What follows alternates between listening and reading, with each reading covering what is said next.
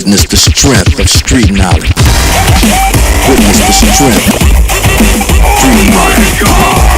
Street knowledge. Terrorize the jam like troops in Pakistan. Street knowledge. Street knowledge. Quick service announcement brought to you in part by Warriors. Damn, that shit was dope. And welcome back to another Warrior Creed live stream with me, the radical Majid Nawaz. And the topic on your screens right about now, as you can see, it says Elon Musk weaponizes chaos of closed Epstein case against Trump. And that's accompanied by a caricature of the President Trump sitting in the Oval Office at his desk, and what appears to be a head from a statue of Epstein has been thrown through the window, and there is Trump shouting out Elon, as if Elon Musk is the one who's crashed the Oval Office with Epstein's head. Quite prescient considering the circumstances. We'll give you a background as to exactly what's gone on, and then give you some analysis as well. Of course, many people in the MAGA base especially have been disappointed because this has been the news. As The Independent there reports in its headline Monday, the 7th of July, Epstein client list doesn't exist, Feds say. They also, by the way, said that Epstein's killed himself. So now those are two incredulous things to be coming out of the Trump administration. Epstein client list doesn't exist, Feds say, despite Musk's claim that Trump is on the client list.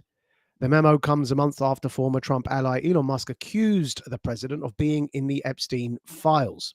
Now, we're going to come to Elon Musk's role in all of this, but first let's establish the facts as we currently know them, and that is as of yesterday, this happened. That's Axios. They had the exclusive. You can see the date there, the 7th of July, published at 1:51 a.m., whichever time zone that was in. But it says exclusive. President Trump's Justice Department, that's the DOJ, run by Pam Bondi, and the FBI, that's Kash Patel's FBI, have concluded they have no evidence that Jeffrey Epstein blackmailed powerful figures, kept a client list, or was murdered, according to a memo detailing the findings obtained by Axios. So what you just heard there, what it means is the case is closed. By declaring this memo, if Axios is to be believed, keep in mind the memo is not from official quarters. This was a memo that Axios got hold of, though it's pretty much no longer in dispute. That's what they're claiming because they haven't denied it, and the story's global. They've in fact been only doubling down on some of their confirmation stories. But this memo in particular was allegedly sent to Axios, with a caveat with the word allegedly, because there was a period in time in which the Axios took the memo off their website, but it's back up on their website. So let's just take the Axios story at face value. And when it says that the President Trump's DOJ and FBI have both concluded that, one, they've got no evidence that Epstein blackmailed powerful figures, two, that he kept a client list, or three, that he was even murdered, that effectively means the case is closed. Now, of course, that will be met with a great deal of incredulity. The idea that Epstein, as you're about to see from Pam Bondi, the head of the DOJ's own mouth, the Attorney General Pam Bondi, the idea that Epstein kept thousands and thousands upon thousands of videos of underage child sexual abuse and wasn't blackmailing anyone, when we know that, for example, President Clinton is known to have visited Epstein's island, that we know that, for example, Israeli PM Barak is known to have visited Epstein in his mansion in New York after the scandal broke. It's just unbelievable. Everything that is now coming out of the Trump administration about the Epstein case should be read in the following way, and that is that, not that it's true, but that it's a deal that Trump has struck with those that were involved in running this global CIA stroke Mossad, perhaps even MI6 operation for compromat and blackmail on leading global figures. The deal that Trump would have struck, if you understand the background to Trump's rise to power and those who tried to stop him, this was an internal civil war between the alphabet agencies on the one hand and Trump and his faction on the other. Those alphabet agencies, at the top of which sit people like Peter Thiel, who runs and founded Palantir, who founded also PayPal with Elon Musk. Those alphabet agencies were running a blackmail operation on behalf of the CIA and Mossad so that they could force those people they had entrapped to do their globalist bidding in things such as war or COVID mandates and so on and so forth. What's the deal that Trump would have struck with them? Well, the indications are, for example, that Musk and Peter Thiel would stop attempting to prevent Trump coming to power in his second term, to cut a deal with him to allow for their man, which is Peter Thiel's man, J.D. Vance, to become the vice president, just like in their first term, globalists had Mike Pence as the vice president. This time, the Mike Pence of Trump's second term is J.D. Vance, who's owned lock, stock, and barrel by Peter Thiel. His entire political career has been funded by Peter Thiel in a manner that means Peter Thiel became the largest single political donor to any single candidate in America's history, and that was Peter Thiel's donations to J.D. Vance. So the deal they would have struck would have been, stop fighting me. This is Trump. Stop fighting me. Stop trying to kill me. Stop preventing me from coming to power. And this loaded gun we've got to your head, the Epstein clients list, we will close if you do as I say. And we're going to give you some detail on that. But for the moment, that's part of the analysis, which we're going to break down for you in the rest of the stream. But it doesn't look too good for Pam Bondi. It doesn't look too good for Dan Bongino and Kash Patel at the FBI. And in fact, those who regularly follow our streams and written dispatches will remember they're dated from this year, February the 26th. A radical dispatch headlined "Release of Epstein Files in Unexplained Delay as U.S. Attorney General Pam Bondi Goes Dark." Now, in that dispatch, we published the following words of Pam Bondi, where she effectively said these files, the Epstein client list, the Epstein files that they refer to them as, were literally on her desk awaiting release. Have a look at this. Jay may be releasing the list of Jeffrey Epstein's clients. Will that really happen? It's sitting on my desk right now to review. That's been a directive by President Trump. I'm reviewing that. I'm reviewing JFK files, MLK files. That's all in the process of being reviewed because that was done at the directive of the president from all of these agencies. So have you seen anything that you said, oh my gosh? Not yet. That's all on my desk, she said.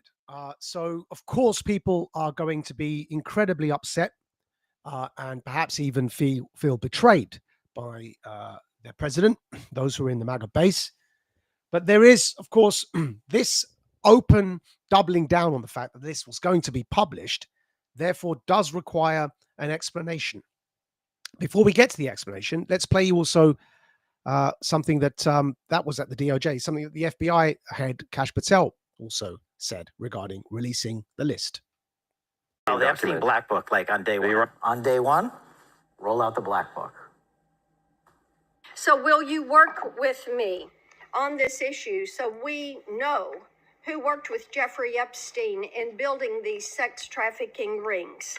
Absolutely, Senator. Child sex trafficking has no place in the United States of America, and I will do everything, if confirmed as FBI director, to make sure the American public knows the full weight of what happened in the past. Well, the Epstein Black.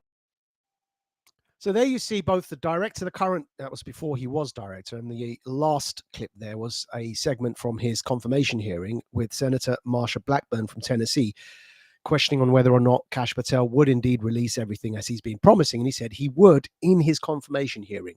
So none of this looks good for Dan Bongino, Kash Patel's deputy, nor Kash Patel, the two people that are running the FBI. And as you can see there, that cartoon of Bongino and Patel standing on very shaky foundations, spelling the words credibility falling apart. None of this looks good for any of them. The fact that Pam Bondi also doubled down in saying this will be released doesn't look good for her either. Do keep in mind, a video we're going to come to later on in this stream is also Anna Paulina Luna from the Judiciary Oversight Committee in Congress that was tasked with transparency and releasing all of this information. And Anna Paulina Luna also promised releasing the JFK files, the 9/11 files, and the Epstein client list was explicitly mentioned by Paulina Luna in her press conferences and announcements. So they have, all of them have egg on their faces. That is impossible. They must all be feeling incredibly something in mind. Without exception, all of them are appointments. They have been political appointees appointed by their boss. Who's their boss? President Trump. The only way this would have happened is if they've received an order to push this line that the case is going to be closed. Epstein killed himself. There's no client list. And that's the end of the matter. And of course, everything that's happened since then, including releasing video of Epstein's cell, which we'll come to as well. Now, they would have done this if they were ordered to because they work for the president. They would have had no choice if they wanted to keep their jobs, at least. That they would have had no choice but to announce effectively that this case is closed, which leaves the gaping question, why would Trump want to close the case? And of course, Elon Musk has jumped in here, weaponizing the fact that there must clearly be an order to close and shut this case down, weaponizing this fact against President Trump by trying to seed chaos, as is his wont, against Trump's administration. We're going to come to an alternative explanation in a moment, but we're going to point, first of all, before we do, to some of the many holes that exist in the story as we heard it yesterday, only indicating further that this would have been an order from the top to shut it down because these holes are just too big to ignore. The first one is best depicted in this cartoon of, this meme of Ghislaine Maxwell. Of course, they're taken from the US version of The Office, a famous scene, but this time with Maxwell's face imposed on the meme. If you look at the top slide there, it's got an image of Maxwell saying, if there are no clients, written on a white sheet of paper. Going to the bottom image, then why am I in jail? And that really is the first gaping hole in this entire Epstein saga. Ghislaine Maxwell remains perhaps, who knows, but perhaps the only woman in history to have been convicted of trafficking underage girls to absolutely nobody. It's a very strange case. And the case doesn't make internal logical sense. You can't at the same time as, say, for example, the DOJ presumably would argue still that the Ghislaine Maxwell case and conviction is sound.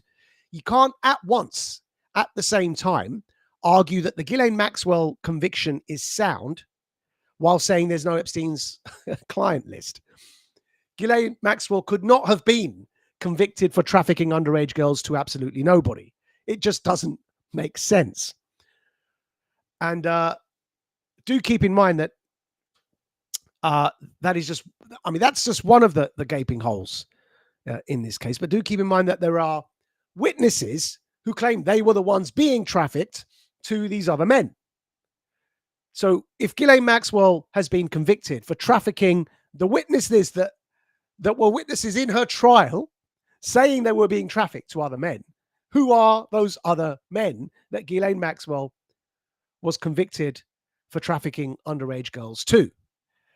And this brings us to the next point in terms of gaping holes in the official story that the Trump administration want us to believe. Don't believe it. It's bullshit.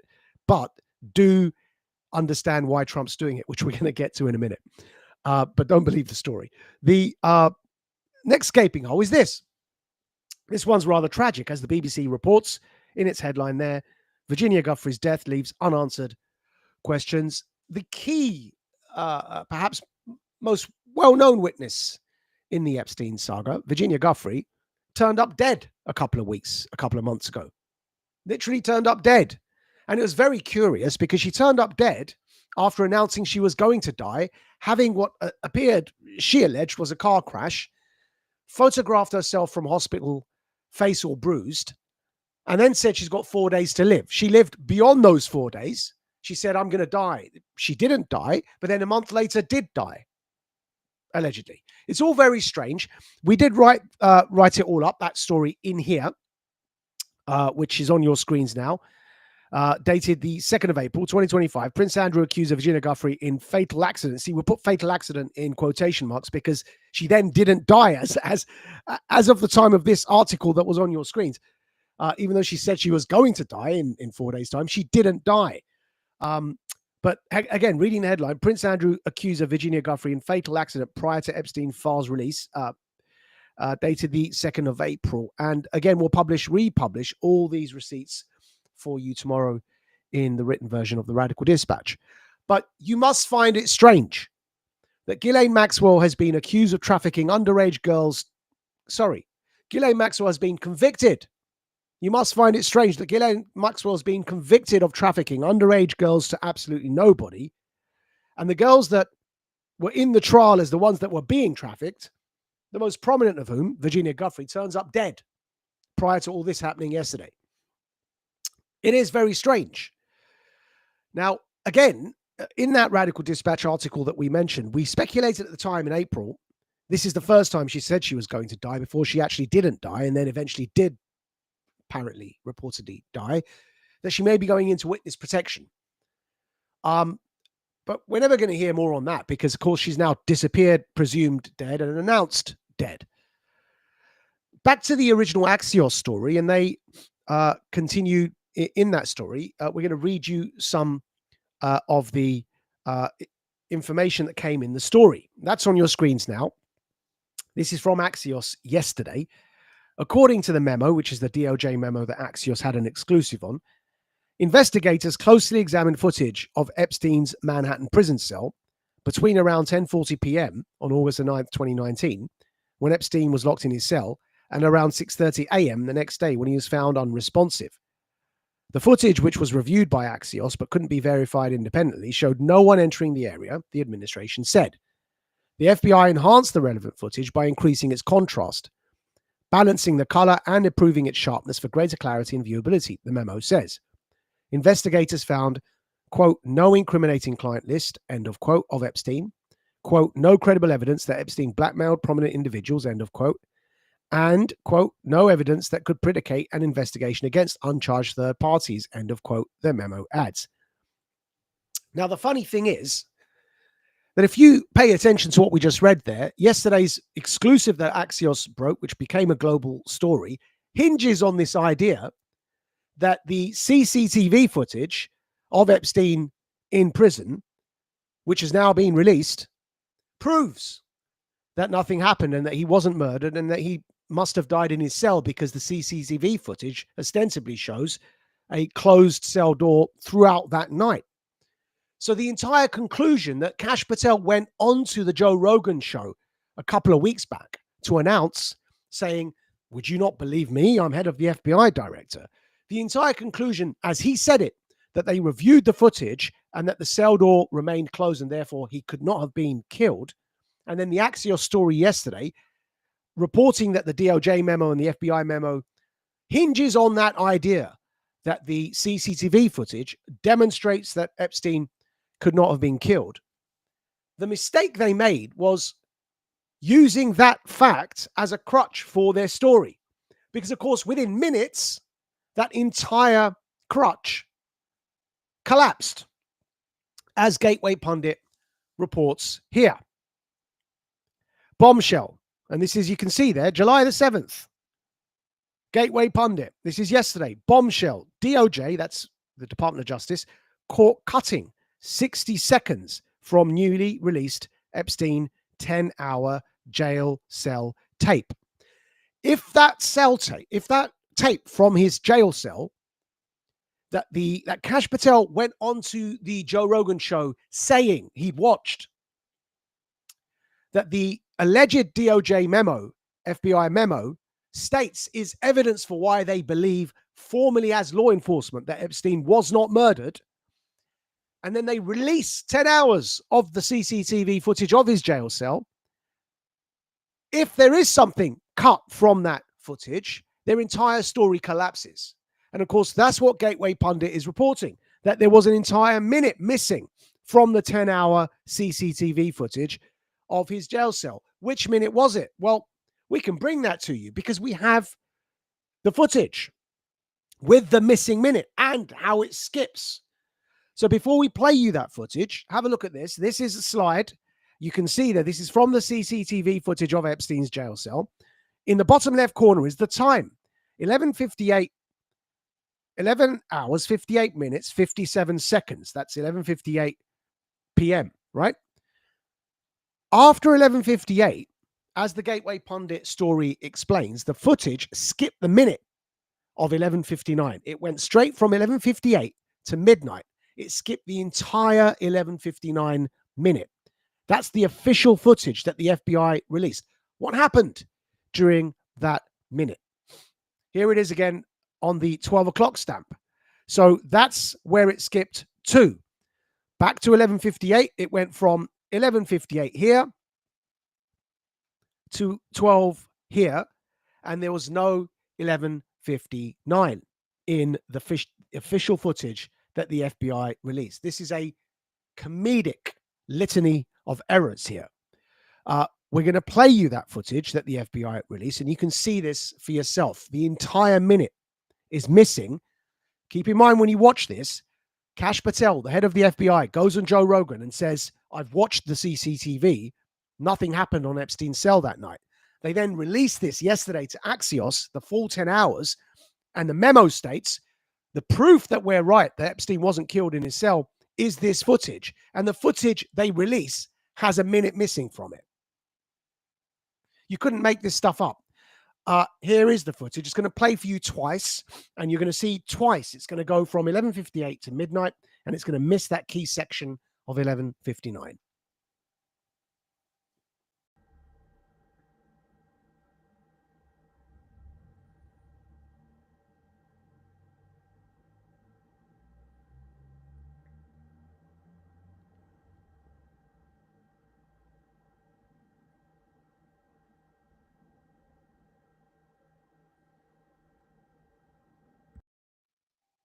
Now, because the screen cut off the timestamp at the bottom there, it didn't format quite accurately. We're going to republish that, of course, in the written Radical Dispatch for you tomorrow with the timestamps, with the screen grabs, and the actual video itself.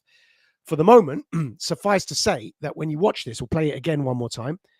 When you see the screen jump in the middle of it, that's when it jumps from 58 to midnight. There's a bit of a glitch, and you see it jump. That's where the minute is missing. So apologies for the timestamp being cut off the bottom of the page here, but we will publish the full timestamp video tomorrow. But have a look again and watch for the glitch.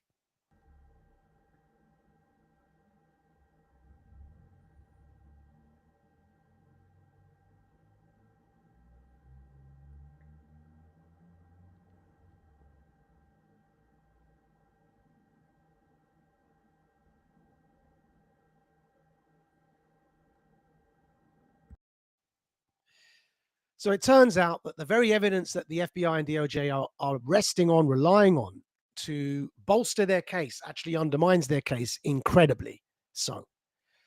So don't believe the official story. It's obviously bullshit, but we do yet reserve a conclusion as to why we may be being bullshitted too by the Trump administration. But to carry on from the Axios piece there, now moving on to Elon Musk.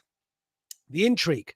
When Elon Musk had a falling out with Trump last month, Musk accused the president of being on the Epstein files.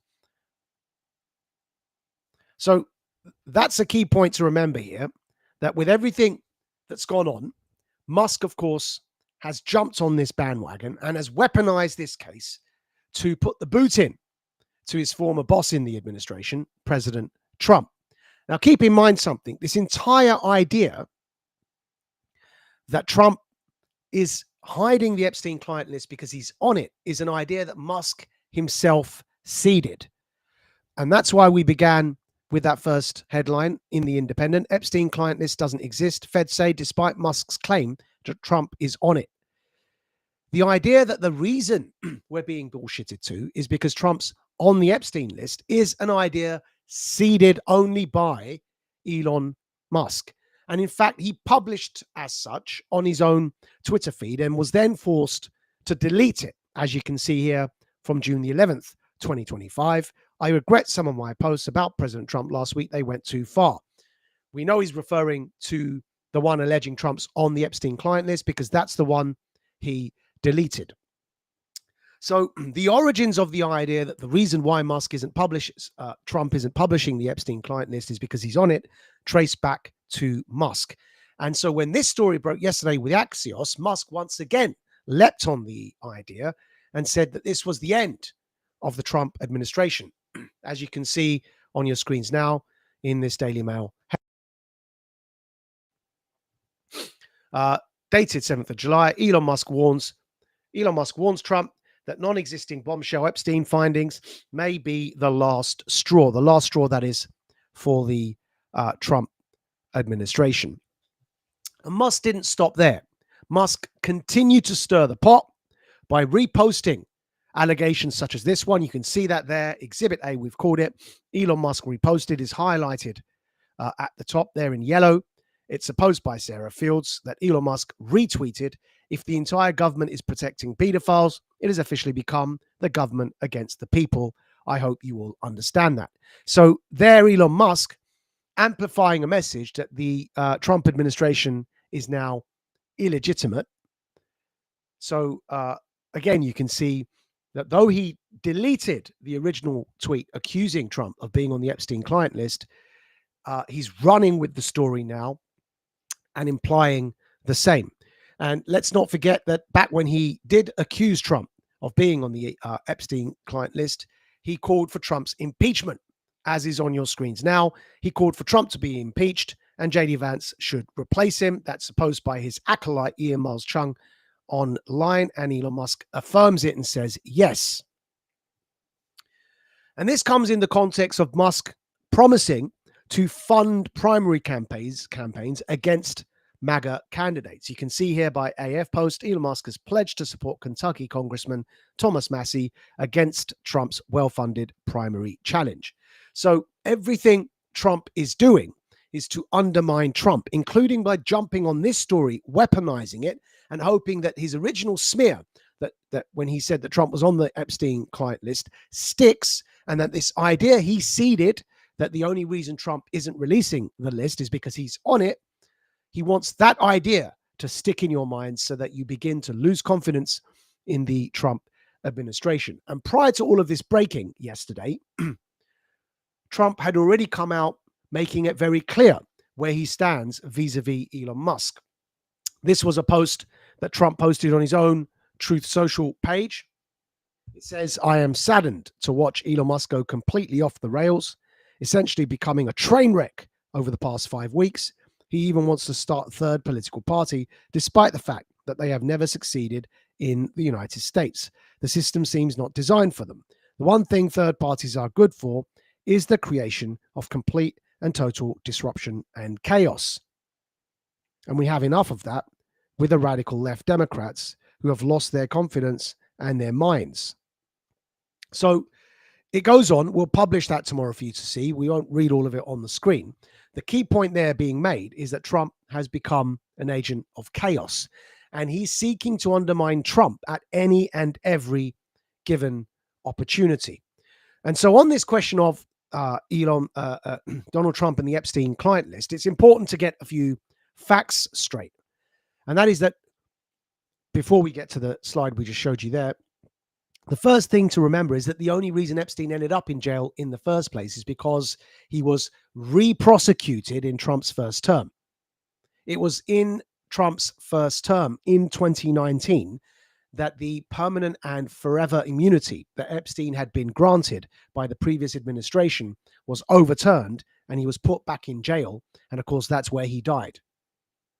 So it was in Trump's first term that happened, that Epstein was, that justice was sought for Epstein. But also, it's something that Trump campaigned on in 2015 against the Clintons. Take a look at this on your screens now. As we reported in the Radical Dispatch, 11th of January 2024, just citing from that Radical Dispatch, in 2024, last year, we said President Trump has gone against Netanyahu over Israel. This exonerates him from suspected influence by Mossad-owned compromat in the Epstein case. Trump also seems to have known about this entire Epstein operation eventually being exposed from as far back as 2015. A logical conclusion with regards to Trump, then, is that he was the man on the inside who would eventually bring the house of cards down. Here is Trump in 2015 on the campaign trail warning the Clintons about the what's to come out in the Epstein case. Bill Clinton. Nice guy. Got a lot of problems coming up, in my opinion, with the famous island with Jeffrey Epstein. A lot of problems. Now, why would Trump in 2015 voluntarily raise this idea of the island and Bill Clinton if he knew that he was as guilty? Why would he then, in his first term in 2019, undo the permanent immunity that Epstein was given and then re-prosecute him under his first term? Why would he also, and he's known to have done this, have banned Epstein from Mar-a-Lago?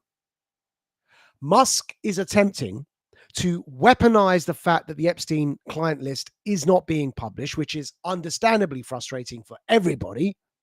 But Musk is seeking to weaponize it because he's an agent of chaos, not because he cares about the Epstein victims and stopping underage child sexual exploitation. And he's seeking to pin this on Trump because his main aim is to undermine Trump, not to seek justice in the Epstein case.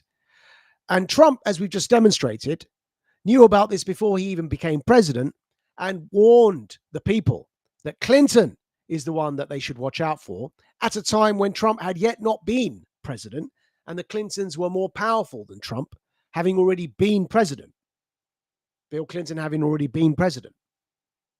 Why would Trump do this and put himself in jeopardy in that way if he thought he was as guilty as the man he was accusing of former president, Bill Clinton?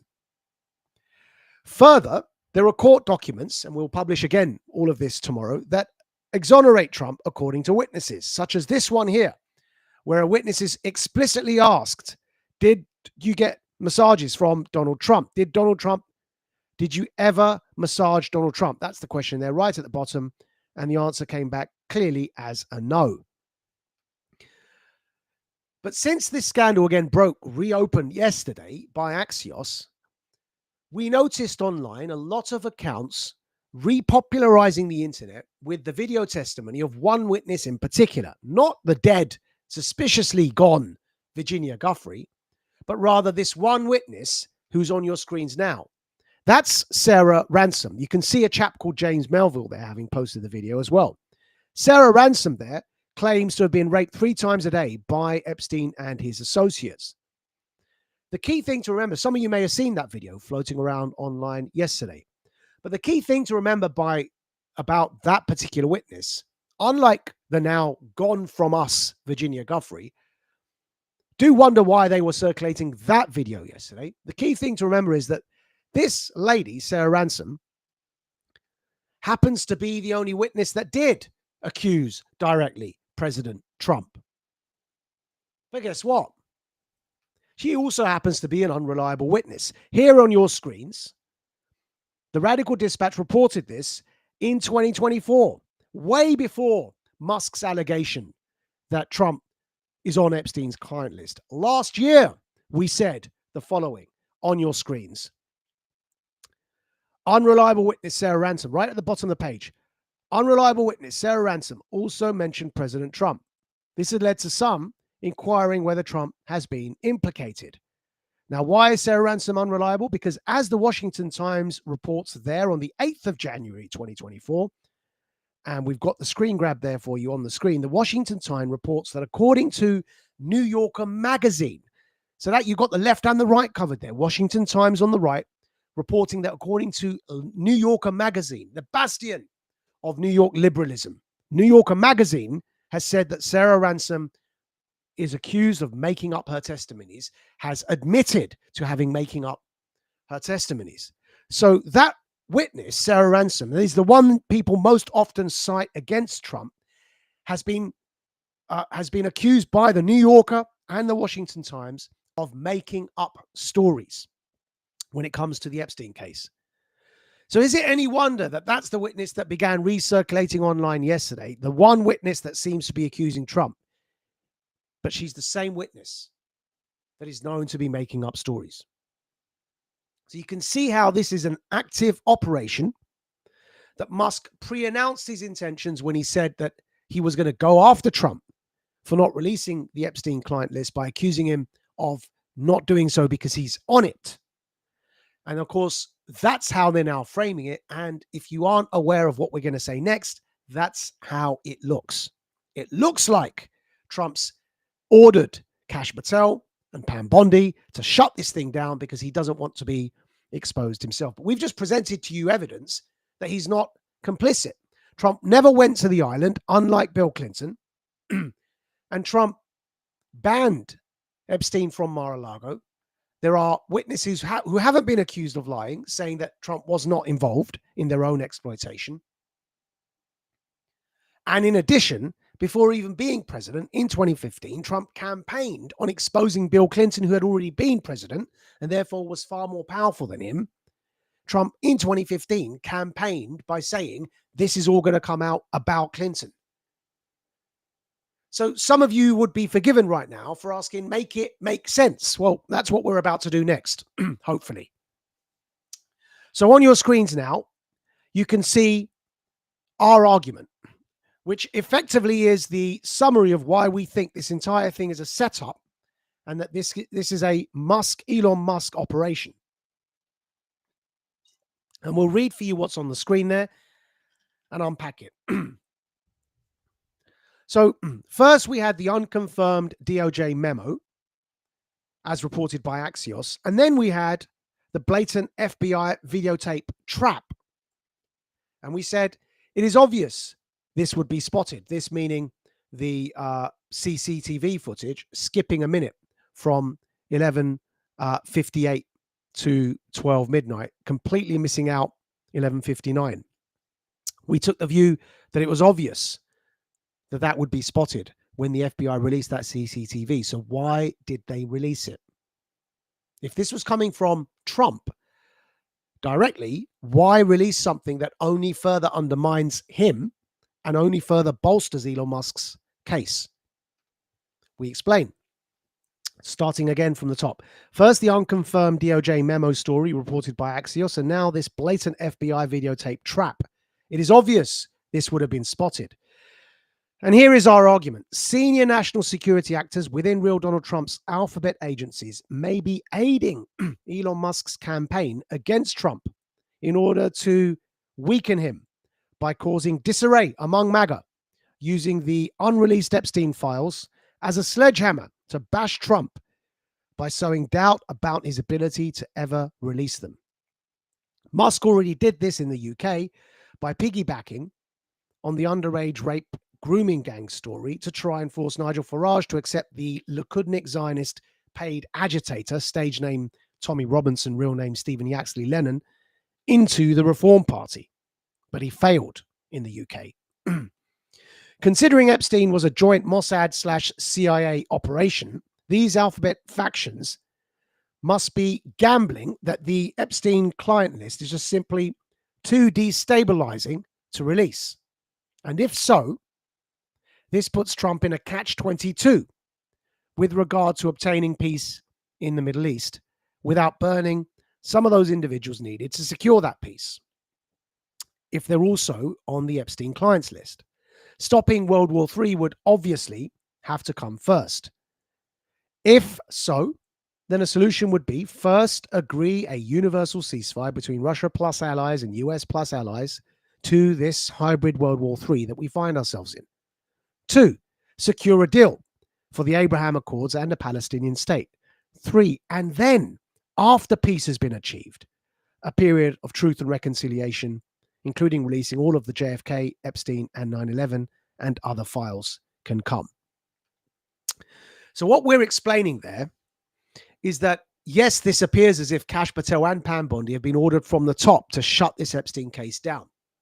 But if our analysis is correct, that would have been a deal that Trump made to become president with the Peter Thiels, the Palantirs, the Elon Musks, the PayPal mafia, the big tech, technocratic globalists, who up until then had been attempting to do everything within their remit to stop him coming to power, including setting up assassinations. Trump would have struck a deal with them while pointing that loaded gun at their heads, that they need to stop rebelling against his presidency and his attempts to become president again in this, his now third term. And in return, he would drop the Epstein case against them and their associates for the foreseeable. And that's what appears to have happened. But why? So that Trump can negotiate an end to this hybrid World War III that we find ourselves in, and negotiate a universal ceasefire to all the wars that are ongoing, culminating in the Abraham Accords and peace in the Middle East between Israel and Arab and Muslim nations. And if that framework is the correct framework to understand this in, it becomes obvious that peace and achieving a universal ceasefire would become more important than releasing the Epstein files. It also becomes obvious that releasing the Epstein files would 100% destabilize the ability to achieve that peace. Why? Because if our view is correct, and we believe it is, the Epstein case was a very well-known global Mossad and CIA, perhaps even MI6 operation. So if it is the case that it was a Mossad operation, you can't have it both ways. If it was a Mossad CIA operation being used to blackmail politicians to do their bidding, then releasing that information while those very same people that were being blackmailed are still in positions of power and are needed to secure that peace would only undermine efforts to stabilize the region and would in fact do the opposite. It would destabilize the region. Take Netanyahu, for example. What would releasing these files do in Israel vis-a-vis Netanyahu's position, considering that Netanyahu was in the White House on the day this story broke, and Trump has managed to have him agree to not only a 60-day ceasefire in Gaza, but to go to Qatar to begin negotiating a permanent peace with Hamas. And so that's why the order would have come from the top. It would have come from the top because a deal would have already been made. Just as a deal was made in Syria for the Russian Navy to withdraw, just as a deal was made for Ahmed al-Sharaa to then come to power and begin peace overtures towards Israel in Syria. That's the Jolani, Ahmed al-Sharaa. Just as a deal will eventually be made in Ukraine. Right now, Zelensky's weapons have been stopped by the US, completely stopped. He's not receiving any more weapons. So if this is all connected to a universal ceasefire, you can see in that context, it would be incredibly disruptive to release the Epstein clients list before a universal ceasefire and the Abraham Accords and peace is achieved. It would achieve the opposite of that. It would enrage factions even more who would want to fight each other even more, as their publics would be pushing them to fight even more, because of course the truth is that dark. Imagine the public having to make peace with factions on all sides that had been led by people that were raping and murdering underage children on Epstein's island, and that was all released. You can't get peace in that situation. You get riots, you get destabilization, you get chaos, which is what Musk is after. And so given that context, you can begin to understand why peace would become more important than releasing the Epstein clients list if the people accused on that list are that senior. And there is every indication that they are that senior, because we know they include Bill Clinton, who at least 16 times visited Epstein's island. We know they include names such as former Israeli PM Ehud Barak. We know they include a prince in the United Kingdom, Prince Andrew, who's also become embroiled in this case. So the destabilization would become, well, for example, we know they include our current British ambassador to Washington, D.C., who visited Epstein's island, Peter Mandelson, now Lord Mandelson. So the destabilization would in fact be quite severe. And so if peace is the goal, and if Mandela's approach to peace is to be subscribed to, which we would advise it should be, You first have peace, then you have truth and reconciliation. You don't front load, put the cart before the horse, and have truth and reconciliation before you have peace. Imagine in apartheid South Africa, Mandela, being given the authority he was, decided before ending apartheid to insist on truth and reconciliation. Imagine before apartheid was ended, all the information was released about all the mass crimes that were committed under the apartheid regime. And then he asked everyone to make peace with each other. Do you think that would be possible? So he needed to first end apartheid, and then, once apartheid was well and firmly put to bed, begin the process of truth, and that key word at the end of that, truth and reconciliation. Not truth and revenge, not truth and vengeance, not even truth and justice. Truth and reconciliation. Because at that point, after you've won and you've ended apartheid, justice and revenge become indistinguishable when you're in power. So Mandela chose instead truth and not justice, truth and not revenge, but truth and reconciliation. So it could well be the case, because that's a very logical way to proceed if you want to stabilize countries that have just come out of civil wars. It could well be the case that the truth of the 9/11 files, the JFK files, the Epstein files, all of that, the truth, the declassification, is a matter that has been kicked into the long grass to be resolved after peace, ceasefires, the Abraham Accords, and the end of the wars has been achieved. By all accounts, by the way, from sources on the inside, that's what's being briefed. This explanation helps understand why Trump would have ordered not only Pam Bondi at the DOJ, but also Kash Patel at the FBI to wrap this up. They would have had no choice but to follow orders if they want to keep their jobs, because they work for the president. But it also helps explain why Trump would have given such an order. And the reason is exactly the same reason for why Musk wants the list published. If you think about it, as Trump put in that post that we read for you, Musk is an agent of chaos. We'll bring it back up again. Now we've explained this, you can see what Trump means. When he says there in there,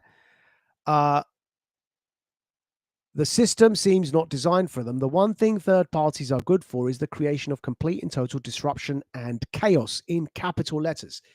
Musk is an agent of chaos. And if you understand that releasing the Epstein clients before peace and a universal ceasefire is achieved could sow chaos, you begin to understand why Musk is seeding this chaos, because he's allied with Netanyahu. He doesn't want peace. He wants chaos. Netanyahu himself, keep in mind, disrupted the Iran-US nuclear peace talks by striking at Iran in the middle of those talks because he doesn't want peace. Netanyahu facilitated the October the 7th attacks just before Saudi Arabia were about to sign up to the Abraham Peace Accords, because he used those October the 7th attacks as a pretext to invade Gaza because he doesn't want peace.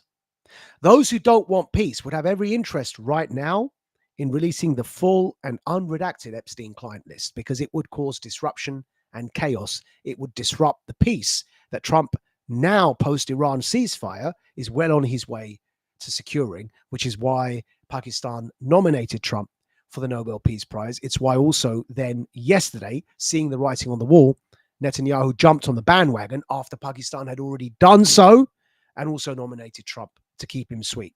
But remember something, it wasn't Netanyahu that nominated Trump for the Nobel Peace Prize. It was Pakistan in the middle of the Iran-Israel war, 2 days before the ceasefire was agreed and negotiated by President Trump himself. The Pakistani chief of the armed forces, Asim Munir, Field Marshal, went to the White House, met with Trump for lunch, came out, and then Pakistani officially nominated Trump for the Nobel Peace Prize in 2026. Netanyahu only did so yesterday, jumping on that bandwagon.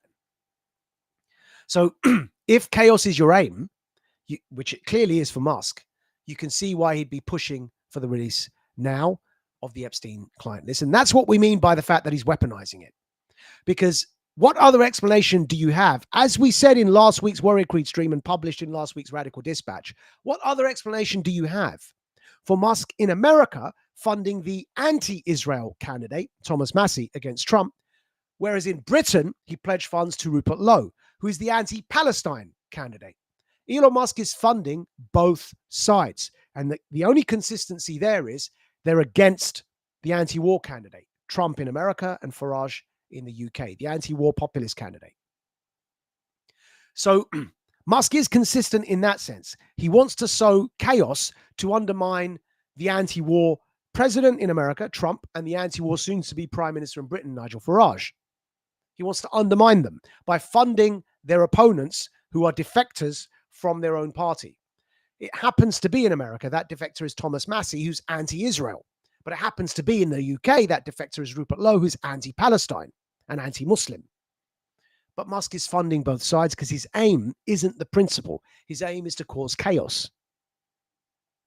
And releasing the Epstein client list and pushing for it in this context where ceasefires have been agreed, Musk's aim is again to cause chaos. Now, saying all of this, that doesn't mean that we're not, along with everybody else, disappointed at this state of affairs.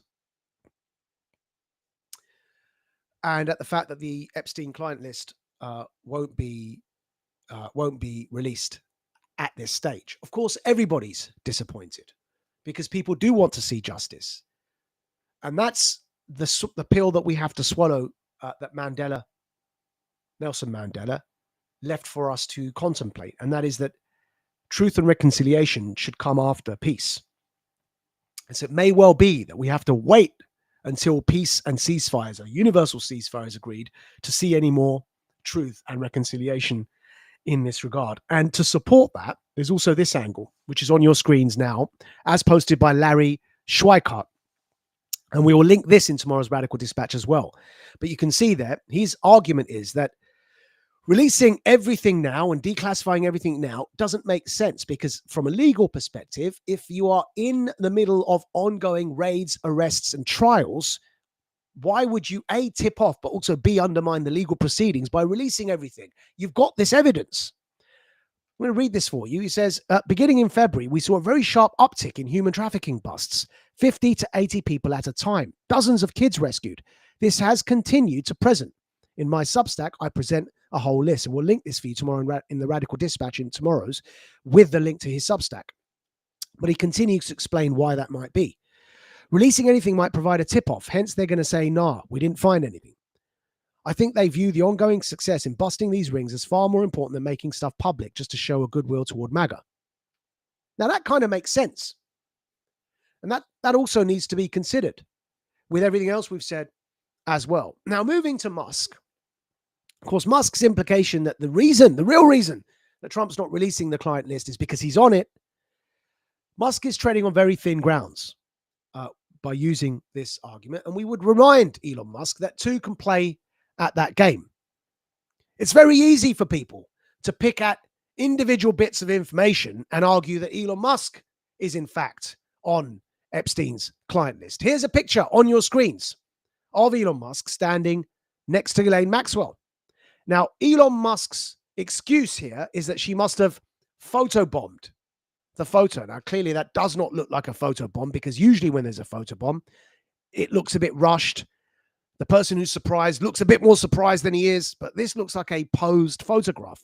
But even if we were, granted, going to give him the idea that Ghislaine Maxwell photobombed that photo with Elon Musk and shouldn't have really been in it, the evidence continues to mount further about Elon Musk's associations, allegedly, with Epstein. As Ryan Dawson posts here, Elon Musk was not doing kung fu with Ghislaine Maxwell. The man buys baby mothers. He exchanged emails with Epstein. Now, Epstein doesn't have to email Musk to ask if he met Ghislaine. He could just ask Maxwell. But he wanted written records from Musk. Kung fu, karate, taekwondo, and Muay Thai is Epstein speak for Chinese, Japanese, Korean, and Thai girls. She did not photobomb him. She knew him. So did Epstein. So did Brunel. Now, what's he talking about there when it comes to the kung fu reference? And that's because there's been a leaked email floating around online from Jeffrey Epstein to Elon Musk asking Musk if he indeed managed to meet with Ghislaine for a kung fu class. Since when does Musk do kung fu? And since when does Ghislaine Maxwell do kung fu? Nevertheless, here's the alleged email on your screens now. It's a screen grab of the email. You can see there from Elon Musk. You can see there to Jeffrey Epstein. He's got an email address there as well, jeffrey@jeffreyepstein.org. And he says, right at the bottom from Jeffrey, Elon, were you able to meet up with Ghislaine at Kung Fu practice on Saturday, Jeff? And then Musk responds, I did, thank you, smiley face. So Musk accusing President Trump of not releasing the Epstein client list because he's on it is Musk treading on very thin ground. There's more evidence appearing that Musk and his mate, PayPal co-founder Peter Thiel, had closer associations with Epstein than Trump did, who cut off his ties with Epstein and banned him from his Mar-a-Lago club.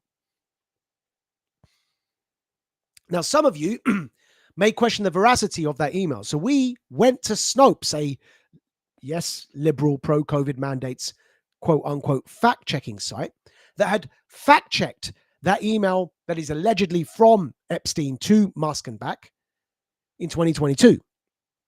Now, the key thing to keep in mind is they originally fact-check it and said it was fake. But then somebody contacted the Snopes, the fact-checking site, with more evidence, and they had to backtrack. Have a look at this. It's on your screens now. This is directly from the Snopes website. This article, you can see there headlined, Did Epstein email Elon Musk about Kung Fu practice with Maxwell? Subheading, we look for the origins of a purported email exchange between convicted sex offender Jeffrey Epstein and Tesla CEO Elon Musk about the latter purportedly attending Kung Fu practice with Epstein associate Ghislaine Maxwell. You can see the date there. April the 29th, 2022 is when it was last updated. But this is a 2022 story. And when they updated it, this is what they said. Oh dear, Mr. Musk. We initially published this story with a false rating after noting that a current web domain for jeffreyepstein.org, the website with the web domain supposedly used by Epstein in the May 2016 exchange, showed a creation date of June 2016. This led us to believe that the emails would not have been technically possible. However, this was an error on our part. In other words, they originally fact-checked the story and said it was false, that the email could not have been from Epstein to Musk because the jeffrey@jeffreyepstein.org email domain didn't exist at the date it purports to be the email from, right? So they said the story's false because the email could not have been sent from jeffreyepstein.org before jeffreyepstein.org was even registered as a website domain. Haha, but then they corrected themselves. So we'll read again. We initially published this story with a false rating after noting that a current web domain of jeffrey@jeffreyepstein.org, the web domain supposedly used by Epstein in the May 2016 exchange, showed a creation date of June 2016. This led us to believe that the emails would not have been technically possible. However, this was an error on our part. After we published, plainsight.org's Aaron Greenspan reached out to us with evidence. Hyperlink there, because you can connect to the evidence he presented them. We'll publish all this tomorrow in the Radical Dispatch, don't worry. So after we published, plainsight.org's Aaron Greenspan reached out to us with evidence on the Internet Archive's Wayback Machine that showed the domain had been archived by the website since at least 2010. For full transparency, our original story with this error is also available on the Wayback Machine. Greenspan also shared with us details about his involvement in a lawsuit against Musk. He provided his own court document, also linked in the article, that referred to the purported email exchange between Epstein and Musk. It is discussed in a footnote on page 12 in an official court document. According to another court document, yet another official court document, folks, the defendants responded to Greenspan, which is Musk, the defendant there, right? It's a case, Musk versus Greenspan, and that's where these court documents are. So reading again. According to another court document, the defendants responded to Greenspan, quoting directly from words used by him on lines 5 and 6 on page 8. By email, Greenspan told us that in his opinion, he believes this response from the defendants confirmed the authenticity of the picture of the email. He also shared the circumstances under which he first encountered the email image. Oh dear, Mr. Musk. Even Snopes, a globalist fact checker that should be on your side, Mr. Technocrat, Mr. Big Tech, want to microchip your brain and appoint a World Economic Forum director as head of Twitter so that they can censor people and give them freedom of speech but not reach. Snopes should be on your side, Mr. Musk. They were, in fact, originally on your side when they said that the story of this email between you and Jeffrey Epstein was fake. They had to be corrected. And as you read there, backtracked, corrected their story as of 2022 and said, in fact, we've been provided evidence. It's not fake. And it was presented in court with court documents as evidence. Not looking good for Mr. Musk, is it? While he's trying to go after the president. It's looking like there's more evidence on him and his associate, the other technocrat, PayPal co-founder and founder of the globalist spy company Palantir, that the Daily Mail also reports, as you can see on your screens there, published 2023. Exclusive, the Jeffrey Epstein files, trove of never-before-seen emails and calendars, gives unprecedented insight into late pedophile's network of power and influence that includes Chris Rock, Peter Thiel, and Richard Branson. Peter Thiel. What was Peter Thiel's involvement with Epstein? As the New York Times publishes on your screens now, 4th of June, 2025. Sorry, that's when we put it in the Radical Dispatch, 4th of June, 2025. Headline from the New York Times, Jeffrey Epstein invested with Peter Thiel and his estate is reaping millions. Subheading, Mr. Epstein, the late financier and sex offender, started by putting $40 million into Valar Ventures, a firm backed by Mr. Thiel. Today, that investment is worth about $170 million. And now you begin to understand why Musk seeks to seed chaos when it comes to the Epstein client list and the story. He knows Trump's already agreed not to release it because he knows Trump's already cut that deal in exchange for peace on the world stage, which means that Musk, knowing that Trump will not release it, can start goading MAGA and the MAGA base into demanding its release because that achieves the chaos he wants. Meanwhile, he's got a closer association with Epstein and his mates have a closer association with Epstein than it appears that Trump did. His mates, including Peter Thiel. Now, the last thing we show you is keep in mind the Epstein operation was a Mossad operation. So it makes sense that somebody like Palantir's Peter Thiel was associated with Epstein. As we've said there, on your screens, surveillance state technology provider Palantir's spyware stands with Netanyahu's ethnic cleansing of Gaza, despite 94% of Israelis blaming their own government for this war.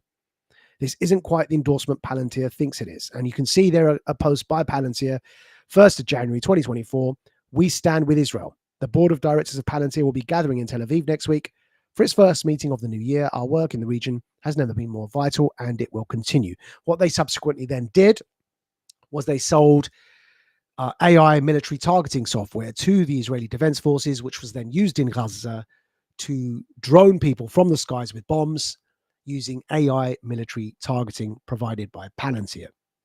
So we ask you, who's really on the Epstein client list? Think about it. And we'll end with this point because obviously we understand your frustrations. We are frustrated ourselves. I'm obviously not president, cannot do anything about it apart from give you this explanation. But we do seek solace in the fact that the Mandela method is to have truth and reconciliation come after peace. And in that context, we ask everybody not to give up demanding declassification of the JFK assassination, the 9/11 files, and the Epstein files, and everything else. We must continue to demand them. We must keep the momentum up for their release, recognizing that they're unlikely to come out unless and until the wars have ended. But in the context of a universal peace, in that context, truth and reconciliation must happen. And it's in that context that Anna Paulina Luna's committee for oversight of declassification could perhaps be doing a great job and could be aiming towards that context. And we'll leave you with this clip of Anna Paulina Luna previously promising declassification on all of these files. Our intelligence allies, the Department of Defense, the Department of Justice, we will be conducting investigations into the following: the assassinations of JFK, RFK, and Dr. Martin Luther King, unidentified aerial phenomena, also known as UAPs, unidentified submerged objects, also known as USOs, the Epstein client list, the origins of COVID-19 and the 9/11 files. This task force will be a beacon of bipartisanship. So again, the Oversight Committee for Declassification, having promised to release all of that, and you heard that explicitly saying the Epstein files. So we must continue to push for that transparency, but recognize and adjust our position. And adjusting is fine. Adjust our position in recognizing the practical reality that truth and reconciliation must come after peace, because if you release everything before peace, you only add fuel to the flames of war.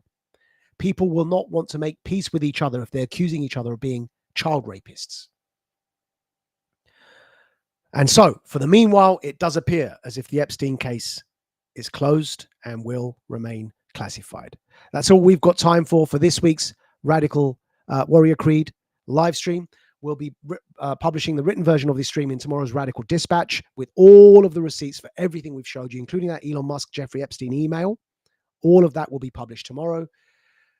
And it's free for everybody to read. But we do ask those of you who sign up to our Radical Media on majidnawaz.substack.com to become premium members. Pay so that we can continue this investigative work for you, because we rely on your support. Until next time, you've been listening to The Radical, Majid Nawaz.